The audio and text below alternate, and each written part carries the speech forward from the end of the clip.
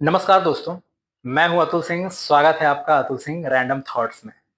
दोस्तों, भारत के आधुनिक इतिहास में कुछ व्यक्तित्व ऐसे हैं जिनका योगदान केवल उनके जीवन काल तक सीमित नहीं रहता, बल्कि आने वाली पीढ़ियों के लिए राष्ट्रीय सोच की दिशा तय करता है।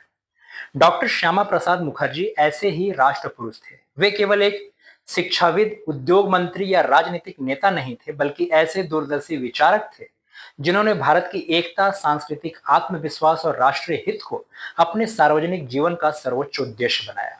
उनका जीवन इस बात का उदाहरण है कि राष्ट्र निर्माण केवल सत्ता से नहीं, बल्कि सिद्धांतों, साहस और त्याग से होता है।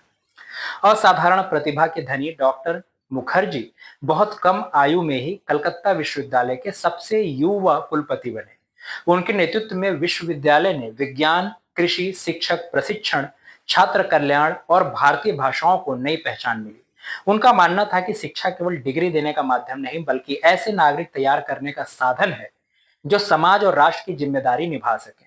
उन्होंने भारतीय संस्कृति और आधुनिक शिक्षा के बीच संतुलन स्थापित करने का प्रयास किया।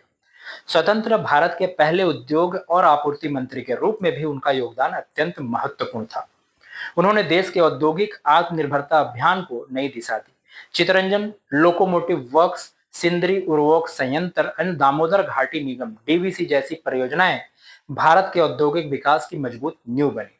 उनका विश्वास था कि आर्थिक शक्ति के बिना कोई भी राष्ट्र दीर्घकाल तक मजबूत नहीं रह सकता।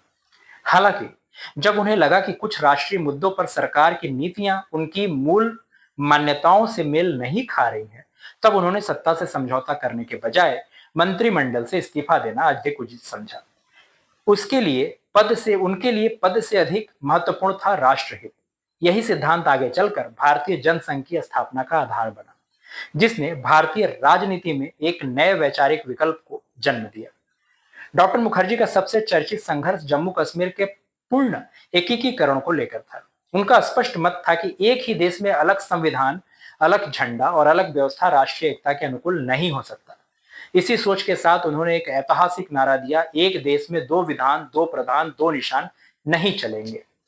1953 में बिना परमिट जम्मू कश्मीर प्रवेश के दौरान उन्हें गिरफ्तार किया गया और हिरासत में ही उनका निधन हो गया।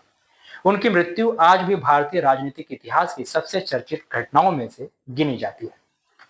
डॉक्टर मुखर्जी केवल राजनीति तक सीमित नहीं थे। 1943 के बंगाल अकाल के दौरान उन्होंने राहत कार्यों में सक्रिय भूमिका निभाई और हजारों जरूरतमंद लोगों तक सहायता पहुंचाने का प्रयास किया।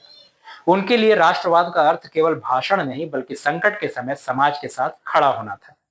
यही कारण है कि एक संवेदनशील प्रशासक और समाज सेवी के रूप में भी वे याद किए जाते हैं।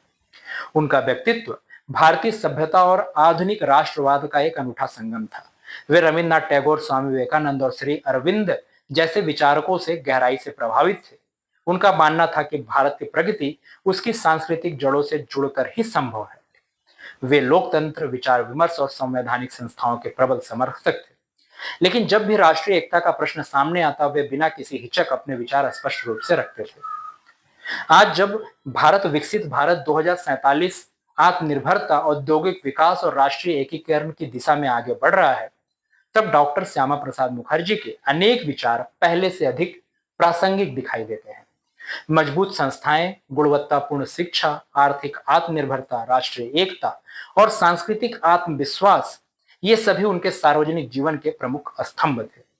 समय के साथ विभिन्न राजनीतिक दलों और इतिहासकारों ने उनके योगदान का अलग अलग मूल्यांकन किया, लेकिन इस बात पर व्यापक सहमति है कि उन्होंने भारतीय सार्वजनिक जीवन पर गहरी छाप छोड़ी है। उनका जीवन यह दिखाता है कि राष्ट्र निर्माण केवल चुनाव जीतने से नहीं, बल्कि दीर्घकालीन दृष्टि, सिद्धांतों के प्रति प्रतिबद्धता और कठिन परिस्थितियों में भी अपने विश्वास पर अडिग रहने से होता है।